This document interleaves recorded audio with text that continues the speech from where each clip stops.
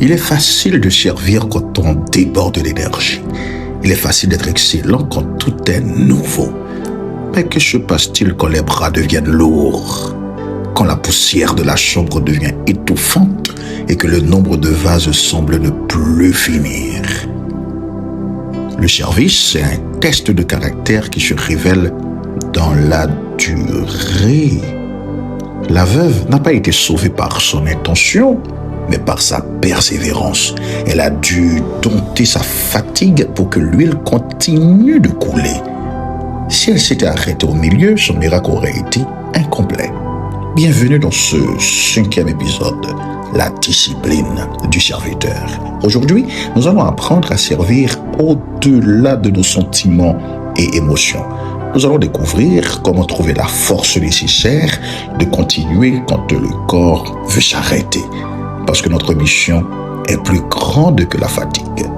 Je vous invite à respirer profondément. Fortifiez votre être intérieur.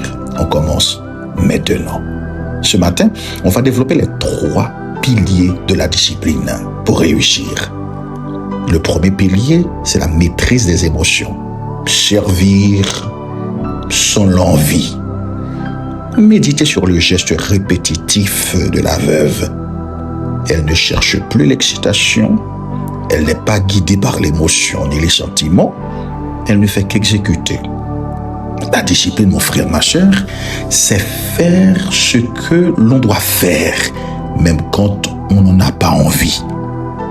Le serviteur fidèle ne dépend pas de sa motivation, mais de sa décision, de son engagement. Combien de fois avez-vous abandonné un service parce que vous vous sentez plus la passion? Et comme ça, vous faites fuir votre miracle. Le deuxième pilier, c'est le rythme du miracle, l'endurance. Le flux de l'huile était constant. Elle a dû s'aligner sur ce rythme, la veuve, sans s'agiter. La fatigue, mon frère, ma sœur, vient souvent de l'agitation.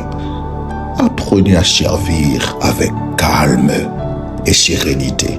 La discipline, c'est de trouver le rythme qui permet de durer jusqu'au dernier vase sans s'effondrer. Votre manière de servir est-elle une course épuisante ou un mouvement fluide et cadencé? Réfléchissez un moment. Le troisième pilier, c'est la responsabilité du résultat. Porté pour les autres. La veuve, elle regardait ses fils. Leur liberté dépendait de sa capacité à ne pas lâcher le flacon. La discipline du serviteur, mon frère, ma sœur, est nourrie par la responsabilité.